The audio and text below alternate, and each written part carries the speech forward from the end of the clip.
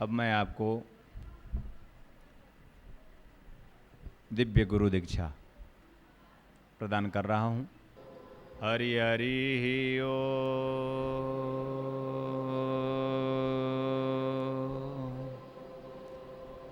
हरि हरि ओ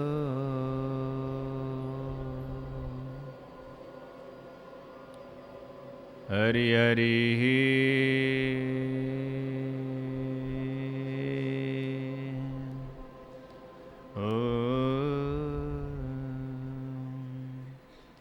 हरि हरि ओ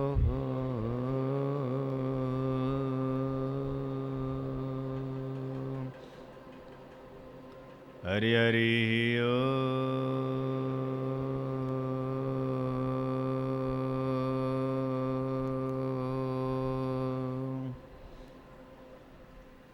2009 में मैंने गुरु पूर्णिमा पर गुरु ब्रह्मा स्वरूप साधना सिद्धि दीक्षा प्रदान की। देवर्षि नारद ऋषि द्वारा प्रणीत यह दीक्षा है।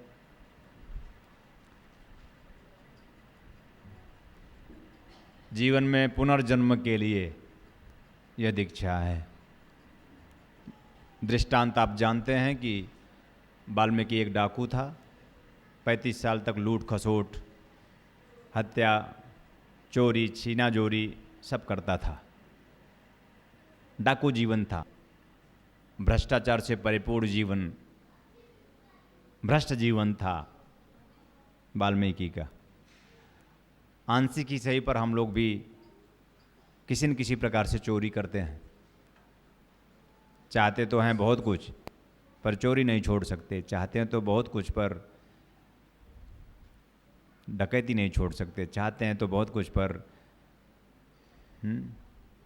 मनसा वाचा कर्मणा, मन से चोरी, वचन से चोरी, कर्म से चोरी हमारे ऊपर करते हैं। हमारा जीवन डाकू जीवन नहीं है।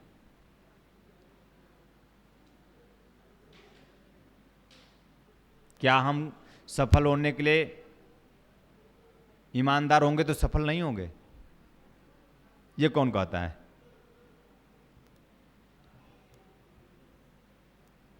कैसी हमारी मानसिकता बन गई कि बेईमान लोग ही जीवन में सफल होते हैं, इसलिए हम बेईमान बनने लगते हैं, हम उसकी हाँ में हाँ करने लगते हैं। माता पिता, भाई बंधु, सखा मित्र, संसार के सारे संबंधों के बीच में हाँ हाँ हाँ हाँ करने लगते हैं, ये जानते हुए भी कि गलत है। गलत है तो मेरी माँ है तो हम बोल नहीं सकते, गलत है तो मेरे पिता नहीं बोल सकते, गलत है तो बेटा और बेटियां नहीं बोल सकते। दुनिया में कोई भी गलत काम कर रहा हो तुम टोको, बोलो। तुम्हें लगता है कि गलत है, तुम्हारी चेतना के विपरीत कार्य हो रहा है, तुम्हारे अंदर गुरु बैठेगा, वो बोलेगा गलत है, और गुरु बैठा है वो बोलता है भी गलत है, फिर भी तुम करने में मजबूर होते हो। इस जीवन से मुक्त होने के लिए देवर्षि नारद ने लुटेरे डाकू को, रत्नाकर डाकू को उच्च कोट की दीक्षा से संपृक्त किया। उस दीक्षा का नाम है गुरु ब्रह्मा स्वरूप दीक्षा। वो नहीं मान रहा था तो उसने कहा जाके पूछ ले, माता से, पिता से, पत्नी से, गहनों से लाद दिया, सबसे पूछ ले कि जो तू चोरी करता है, पाप करता है, जो भी तू मन से, वचन से, कर्म से ये सब जो कर रहा है, किसके लिए करता है तू?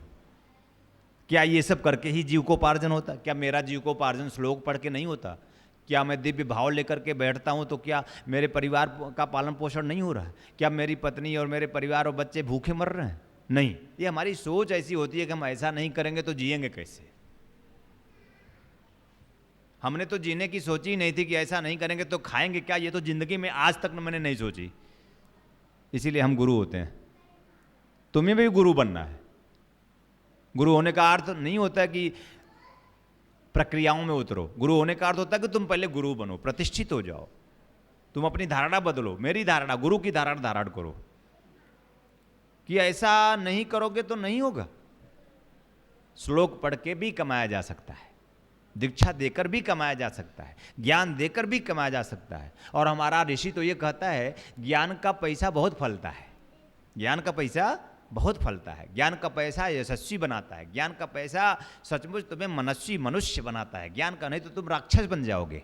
अगर ज्ञान से पैसा नहीं कमाओगे, अपने पुरुषार्थ से पैसा नहीं कमाओगे, अपने द्वारा जो आपके पास कर्म क्षेत्र आपका है, जो आपके पास ज्ञान है, उस ज्ञान से आप पैसा नहीं कमाओगे, तो फिर आप जीवन में पूर्णता प्राप्त नहीं कर सकोगे। आप जो भी ज्ञान रखते हो उस ज्ञान का उपयोग करो और उससे खूब पैसा कमाने की सोचो। तो उसमें क्या चोरी करना कोई ज्ञान नहीं है, लूटना कोई ज्ञान नहीं है, झपट्टा मारना कोई ज्ञान नहीं है।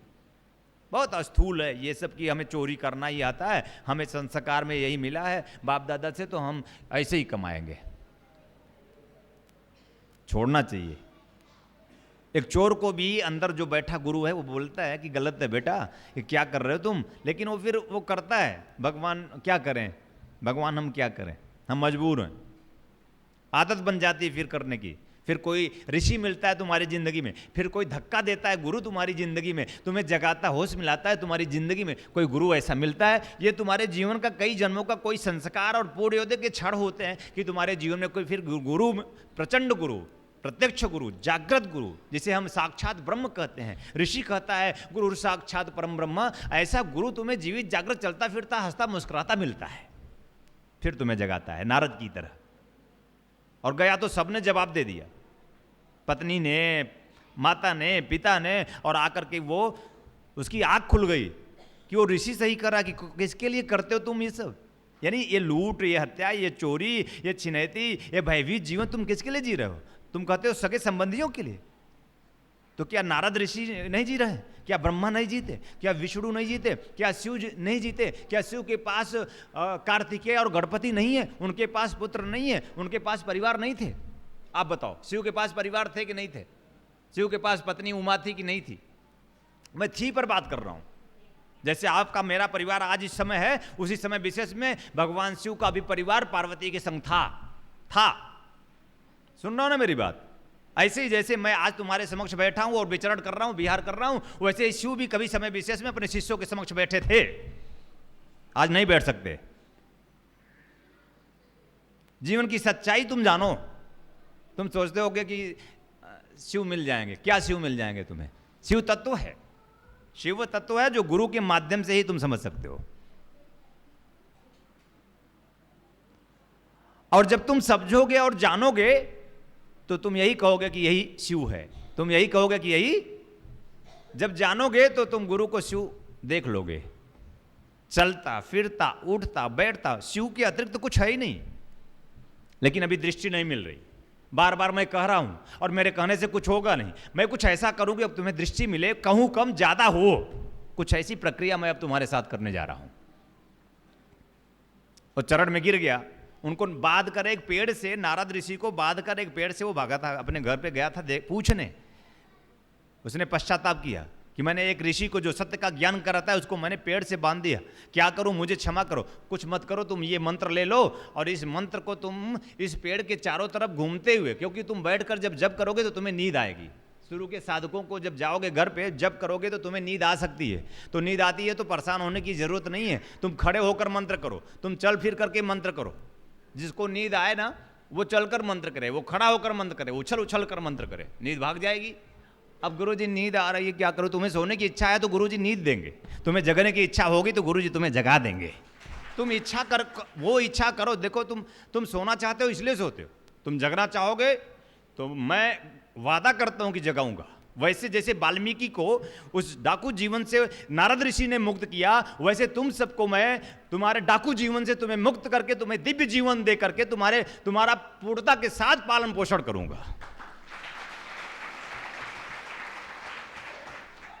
फिर उसके बाद 2010 में मैंने विष्णु तत्व की स्थापना की, नारायण तत्व की स्थापना की अपने शिष्यों में वाराणसी में। वहां पर जहां पर बुद्ध बैठ करके अपने शिष्यों को संबोधित किए थे, वहीं सारनाथ में मैं बैठकर यह उच्च कोट की दीक्षा, गुरु विष्णु स्वरूप साधना, अनंत साधना सिद्धि दीक्षा मैंने अपने शिष्यों को दी।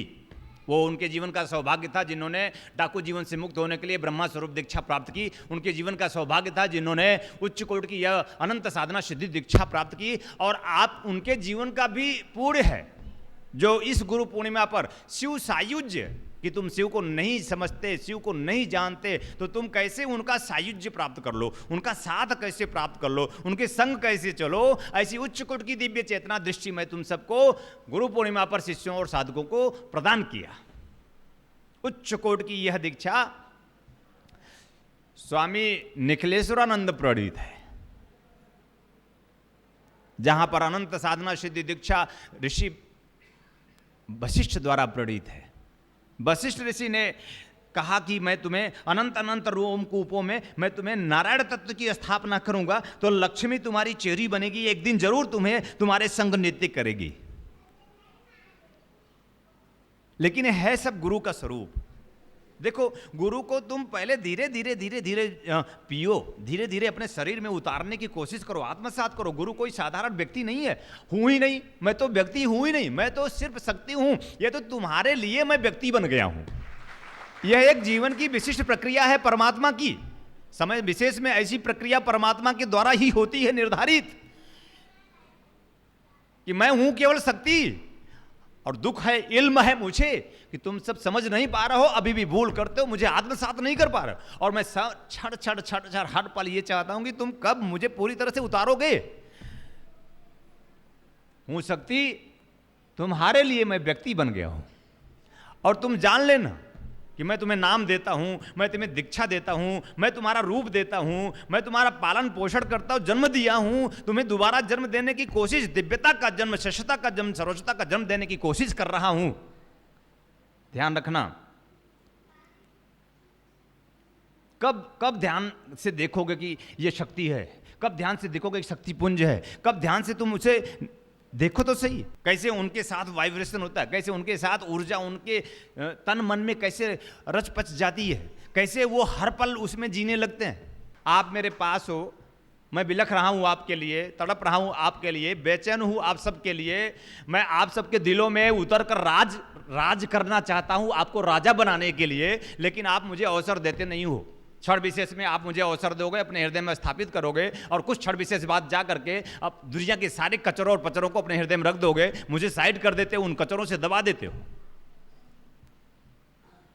एक शुद्ध दही है कटोरे में, और उसमें तुम ऊपर से ढक दो नाना प्रकार के कचरों से, तो दही खाने लायक नहीं रहेगी। दही तुम्हें दिव्य नहीं बना सकती, तुम्हारे पाचन तंत्र को ठीक नहीं कर सकती, न ही तुम उसे ग्रहण कर पाओगे। तुम्हारे पास दही तो है, तुम्हारे पास दही तो है, दिव्य निर्मल शुद्ध विशुद्ध दही, जो तुम्हारे जीवन को, तुम्हारे पूरे पाचन तंत्र को, तुम्हारे जीवन तंत्र को ठीक करने वाली दही है। जैसे ये शुद्ध धवल सफेद दही है गुरु, वैसे ही तुम्हारे पास भी दही है गुरु। सुन रहे हो तुम मेरी बात?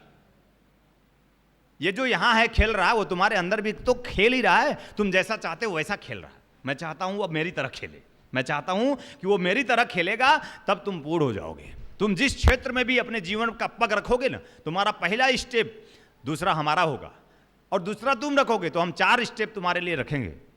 तुम कदम बढ़ाओ, इसलिए नहीं कि तुम अपनी छोटी मोटी समस्याओं को लेकर सोचो, अपनी इच्छाओं और कामनाओं को लेकर सोचो, इसलिए कि मुझे गुरु उतारना है, गुरु ब्रह्मा स्वरूप दीक्षा लेनी है।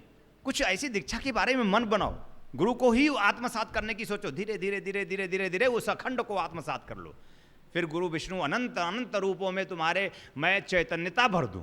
ओम ह्रीम मम प्राण देह रोम प्रतिरोम चैतन्य जाग्रय ह्रीम ओम नमः रोम प्रतिरोम देह। देखो जरा, देह मम रोम प्रतिरोम, रोम रोम, तुम तो रोम तो सुने हो, 84 लाख रोम कूप हैं, कभी गिने क्या? बता दिया गया कि 84 लाख रोम कूप हैं। ये 84 लाख रोम कूप के अलावा प्रतिरोम है, वो क्या है उसका कहीं, उसका तो कोई स्थूल रूप से देख भी नहीं सकते। प्रतिरोम क्या होता है? प्रतिरोम क्या है उसको तो कोई तुम देख भी नहीं सकते। रोम तो चलो ठीक है, देख लिया एक नजर, कुछ रोमकूप दिख गए। हमारी आंखों से क्या दिख सकता है? बताओ, तुम रास्ते में आ रहे थे, कितनी गाड़ियां तुम्हारे बगल से गुजर गई? तुम बताओ अभी भी, तुम बताओ, मुझे देख रहे हो, तुम्हारे बगल कौन बैठा तुम्हें पता ही नहीं है। तुम तो अभी के बारे में नहीं जानते जी, तुम्हारे बगल कौन बैठा तुम्हें नहीं पता। अरे तो छोड़ो, तुम कौन हो तुम ये भी नहीं जानते। तुम बैठे हो, तुम बताओ तुम कौन हो, बताओ तुम। और जब तुम्हें तुम्हारा परिचय नहीं है तो दुनिया का परिचय तुम्हें कैसे मिल सकता है? जब तुम्हें तुम्हारा ही तुम खुद से परिचित नहीं हो तो ये शक्ति तुम कैसे आत्मसात करते हो? शक्ति शक्ति है, उसी शक्ति को मैं अप्सरा बना दूं, उसी शक्ति को मैं लक्ष्मी बना दूं, उसी शक्ति को मैं ब्रह्मा बना दूं, उसी शक्ति को मैं विष्णु बना दूं, उसी शक्ति को ही मैं दुर्गा बना दूं, उसी शक्ति को मैं काली बना दूं, उसी शक्ति से ही सब शक्तियां बनती हैं। मूल में एक शक्ति है। बड़ी प्रवंचना है मेरे भारत। हे भारत के पुत्रों, तुम सुनो, मैं तुम्हें पुकार रहा हूं हर पल। तुम जानो मैं तुम्हारा दिव्य गुरु हूं, मैं तुम्हारा पवित्र गुरु हूं, मैं तुम्हारा श्रेष्ठ गुरु हूं, मैं तुम्हारा निर्मल गुरु हूं। इन्हीं सद्गुणों को धारण कराने के लिए मैं तुम सबको आया हूं। किसी जन्म विशेष में तुमने पूर्ण किया है, तुम मेरे संग चले हो, मेरे संग जियो हो, इसलिए मैं तुम्हें अब वहां पूर्णता देने के लिए मैं फिर तुम्हारे सामने प्रत्यक्ष हुआ हूं। जागो।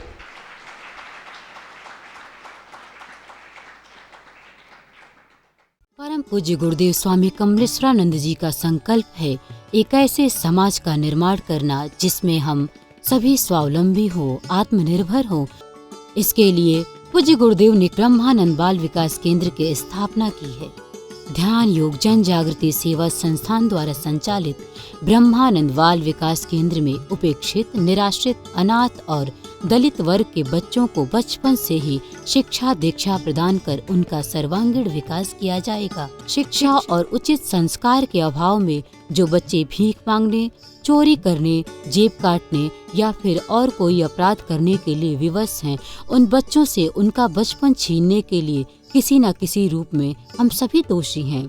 ब्रह्मानंद बाल विकास केंद्र के माध्यम से हमें अवसर मिला है इन बच्चों के लिए कुछ करने का, इनके होठों पर मुस्कान सजाने का, इनका भविष्य संवारने का। तो आइए हम सभी पूज्य गुरुदेव स्वामी कमलेश्वरानंद जी के संकल्प को पूरा करने में सहयोग करें और शिक्षा दीक्षा और मानव कल्याण के इस महायज्ञ में अपना भरपूर योगदान करें।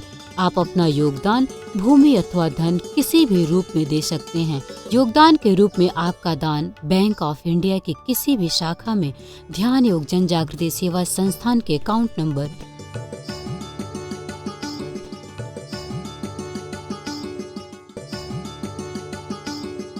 'भूमि दान अथवा अन्य जानकारी के लिए संपर्क करें।